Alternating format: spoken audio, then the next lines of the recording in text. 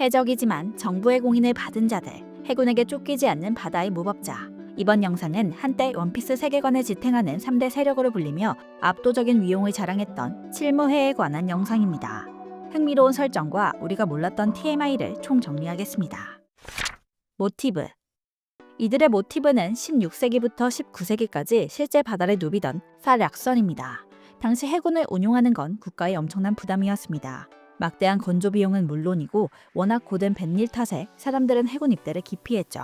오죽하면 국가가 사람들을 납치하듯 강제로 입대시키기도 했습니다. 이때 정부는 묘수를 냅니다. 돈 한 푼 안 들이고 알아서 잘 싸우는 해군을 가질 순 없을까? 그 고민의 결과가 바로 사략선입니다. 원리는 간단합니다. 우리가 허가장을 줄 테니 적국의 배를 마음껏 약탈해라.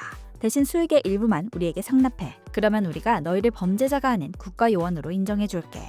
국가 입장에서는 최고의 장사였습니다. 비용 한 푼 없이 해상권을 지키는 것은 물론 만약 사략선이 대형 사고를 쳐도 우리는 모르는 일이다. 저들은 그저 통제불능인 해적일 뿐이라며 꼬리를 자르면 그만이었으니까요. 대표적인 인물이 바로 영국의 영웅 프랜시스 드레이크입니다. 스페인 입장에서는 악마 같은 해적이었지만 영국 여왕에게 기사자기까지 받은 그는 사실상 국가공인 해적의 정점이었습니다. 칠무해의 존재 이유. 첫 번째, 사왕의 견제. 세계 정부가 칠무해를 만든 첫 번째 이유는 바로 해군 본부와 더불어 사왕을 견제하기 위함입니다. この4人を食い止める力として海軍本部そして大岡七部会が並ぶ 해군 본부와 칠무해가 힘을 합친다면 사왕 전체는 무리일지 몰라도 하나의 세력보다는 더 강한 힘을 보여줄 수 있죠.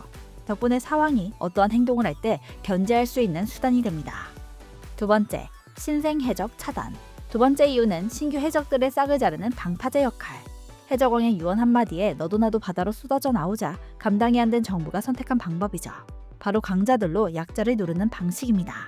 쉽게 말해 이미 정상에 오른 고인물들에게 공권력이라는 날개를 달아주고 이제 막 시작하려는 뉴비들이 올라오지 못하게 사다리를 걷어차버리는 것입니다.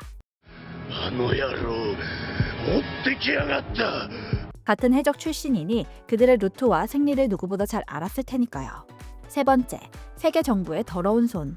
세 번째 이유는 세계 정부가 공식적으로는 차마 하기 힘든 더러운 일들을 처리하기 위해서입니다. 특히 정부의 고개를 숙이지 않는 비가맹국들을 압박할 때 사략선만큼 유용한 카드가 없죠. 정부가 직접 군대를 보내 공격하면 침략이 되지만 사략선을 보내면 이야기가 달라집니다. 사략선이 비가맹국을 무자비하게 약탈해도 정부는 우리는 모르는 일이다. 해적들이 한 짓을 왜 우리한테 따지냐며 오리반을 내밀면 그만이니까요. 결국 약탈에 시달리다 못한 비가맹국은 극단적인 선택지에 놓이게 됩니다. 해적에게 멸망당하느냐 아니면 막대한 천상금을 내고서라도 정부의 가맹국이 되어 보호를 받느냐. 사략선을 이용해 공포 분위기를 조성하고 그 공포를 빌미로 가맹국을 늘려나가는 일종의 국가 단위의 보호비 갈취라고 볼 수 있습니다. 강함과 위상. 물론 아무 해적이나 이 혜택을 누릴 수 있는 건 아닙니다. 칠무해로 활동하기 위해선 국가가 인정할 수밖에 없는 압도적인 실력과 명성이 필수. 이들은 모두 과거 바다를 뒤흔들었던 거물들입니다. 크로코다일이나 행콕처럼 억대 현상염이 되기 전부터 강하다고 판단되어 칠무해에 가입된 자들도 있고 제안을 받았던 에이스는 칠무해 중 한 명인 하나후다를 쓰러뜨렸고 징배와 무승부를 내기도 했습니다. 하지만 실력만큼 중요한 것이 하나 더 있는데 바로 영향력이죠. 버기의 사례가 대표적. 비록 개인의 전투력은 낮을지 몰라도 그를 따르는 수많은 추종자와 그들이 만드는 거대한 세력은 국가 입장에서 무시할 수 없는 위협입니다. 결국 정부는 이놈을 적으로 두느냐 아니면 우리 편 사냥개로 길들이느냐를 계산기를 두드려 결정합니다. 실력이든 머릿수든 정부가 차라리 우리 편으로 만드는 게 이득이라고 판단하게 만들 정도의 강자들만이 이 국가 공인 해적의 완장을 찰 수 있는 곳입니다. 왕이란. 왕의 부하 칠무해. 그 왕이란 누구일까요? 아직까지 그 왕의 존재에 대해 확실히 밝혀진 것은 없으나 최근에 임이라는 인물이 나타나면서 사실상 이자를 뜻하는 것이 확정적으로 여겨지고 있습니다. 하지만 칠무해들 중 정말로 왕에게 충성하는 사람은 없으며 왕에 대한 관심도 거의 없는 상태죠. 실제로 말이 좋아해서 열리는 회의를 멋대로 빠지는 일은 다반사이며 동맹인 해군들에게도 존중의 표시는 전혀 없습니다. 가입.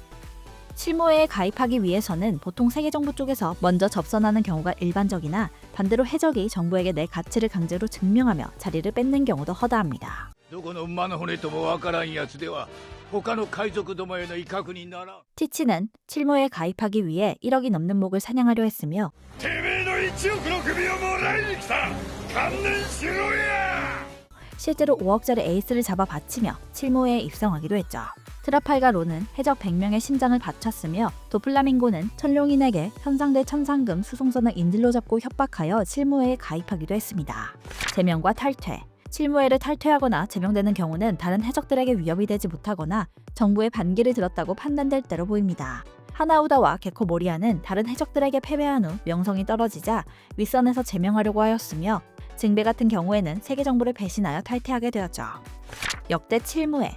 본편으로부터 2년 이전 시점에 칠무의 멤버를 보면 주라큘 미요크, 크로코다일, 돈키호테 도플라밍고, 하나우다, 게코 모리아, 보아 행콕, 징배 이렇게 있었으며 원피스 시작 시점의 칠무에는 하나우다가 에이스에게 패배한 후 제명되었고 빈자리를 바솔로뮤 쿠마가 채우게 됩니다. 이후 크로코다일이 밀짚모자 일당에게 패배한 후 일개 범죄자로 교도소에 투옥되자 칠무에는 잠시 동안 공석이었지만 현상금도 명성도 없던 검은 수염 마샤이드 티치가 현상금 5억의 해적 포커스 D 에이스를 쓰러뜨리고 세계 정부에 넘긴 대가로 새로운 칠무에로 임명됩니다. 그 후 정상전쟁의 모든 칠무에에게 강제 소집령이 내려졌고 이때 징배와 마샤디 티치를 제외한 5명의 칠무에는 정부의 편에 서서 전쟁을 펼쳤습니다. 징배는 소집령을 끝까지 거부하고 결국 탈퇴를 선언하며 흰수염 편에 섰고 큰 그림을 그리고 있던 티치는 본색을 드러내고 임펠다운에 습격해 새로운 동료들을 만들어냈습니다. 그리고는 흰수염의 흔들흔들 열매를 빼앗고선 칠무에를 돌연 탈퇴하고 사라지죠. 정상 전쟁이 끝났을 때 세계정부 편에 섰던 칠무에는 모두 살아남았으나 세계정부는 밀짚모자 일당에게 패배했던 게코모리아의 필요성에 대해 의심해 결국 도플라밍고에게 제거 명령을 내립니다. 이때 게코모리아는 부하의 도움으로 도망치지만 세계정부 측에서 정상 전쟁 중 전사한 것으로 발표하며 자연스럽게 칠무에에서 제명되죠.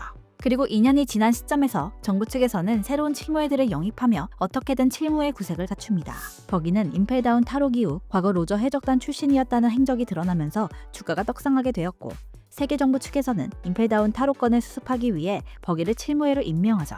그리고 당시 초신성 루키였던 트라팔가로가 로키포트 사건의 주모자로 부상하였고 얼마 안가 해적의 심장 100개를 해군 본부에 바치면서 칠무에로 새롭게 영입되었습니다. 남은 한 자리는 자칭 흰수염의 아들이라고 주장하는 에드워드 위블이라는 인물이 갑자기 등장해 칠무에에 가입하게 됩니다. 한편 밀짚모자 일당이 재결성되고 트라팔가로와 동맹을 맺어 도플라밍고와 대결하게 되는데 이때 도플라밍고를 쓰러뜨리며 그동안의 악행이 모두 드러나게 되죠. 결국 도플라밍고는 체포되어 칠무에에서 제명됩니다. 그리고 트라팔가로 또한 루피와 동맹을 맺은 사실이 세계 곳곳에 퍼지면서 칠무에에서 제명되죠. 폐지. 그렇게 다시 5명만 남게 되자 칠무에의 존재에 대해 의문점을 갖게 되면서 결국 칠무에는 폐지됩니다. 칠무에를 폐지한 이유는 다음과 같습니다. 알라바스타와 드레스로자는 칠무에 소속이었던 크로코다일과 도플라밍고에 의해 멸망 직전까지 갔던 나라로 해적은 결국 아무리 발버둥 쳐도 해적이라는 것이 드러났으며 상황을 견제하기는커녕 상황의 부하 노릇을 하고 있다는 게 밝혀지기도 했죠. 게다가 호출시 제때 응하지 않고 회의에서도 멋대로 빠지며 해군 본부의 고위층을 존중하지도 않습니다. 무엇보다도 그들을 대신할 만한 강력한 무기가 생긴 것이 가장 컸습니다. 바솔로뮤 쿠마의 혈통인자를 이용하여 클론 사이보그를 대량으로 생산하였고 2년 후에는 기존 모델보다 훨씬 더 강한 신형 파시피스타를 만들기 시작했죠. 게다가 칠무의 육체, 루나리아족의 혈통, 그리고 인공 악마의 열매 능력까지 부여한 세라핌은 말 안 되는 칠무에보다 훨씬 활용도가 높다는 게 증명됩니다. 결국 칠무의 폐지가 확정되자 세계 정부는 기다렸다는 듯 이들을 다시 단순 범죄자로 규정하고 기습적인 토벌을 시작합니다. 국가의 보호막이 사라진 강자들은 각기 다른 운명을 맞이하게 되죠. 가장 먼저 웨드워드 위블은 압도적인 무력으로 저항했지만 결국 해군대장 아라마키의 벽을 넘지 못하고 체포되며 몰락한 강자의 표본이 되었습니다. 자아를 잃고 병기로 개조되었던 바솔로뮤 쿠마는 혁명군에 의해 탈취된 후 우여곡절 끝에 딸 주얼리 보니를 만나 현재는 밀짚모자 일당과 함께하며 기구한 운명을 이어가고 있죠. 보아 행콕은 신형 병기, 세라핌과 열매의 능력을 노리는 검은 수협 해적단 사이에서 절체절명의 위기를 겪었으나 전설적인 해적 실버즈 레일리의 중재로 간신히 파멸을 면했습니다. 하지만 가장 충격적인 변화는 크로스 길드의 탄생입니다. 바지 사장인 버기를 중심으로 미오쿠와 크로코다일이 손을 잡으며 이제는 역으로 해군에게 현상금을 거는 전대미문의 사태를 일으킨 것이죠. 정부의 사냥개들이 사왕이라는 새로운 정점에 서며 정부의 목을 겨누기 시작한 것입니다. 기타.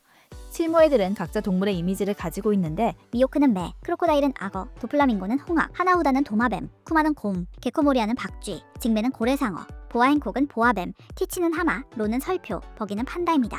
칠무에가 워낙 제멋대로라 말이 좋아 회의나 정상전쟁 직전까지 칠무에는 단 한 번도 전원이 모인 적이 없으며 유일하게 같은 장소에 있던 것은 정상전쟁이 유일합니다. 작가는 왜 굳이 7명으로 했냐는 질문에 그냥 가장 적당한 숫자라고 생각해서 붙였다고 했습니다. 다만 나중에 칠무의 인물이 너무 많아져 에피소드가 너무 늘어나 힘들었다고 전해졌죠. 실제로 칠무에 관련 에피소드가 대략 400화 정도로 작품 전체의 30%가량 분량을 차지했습니다.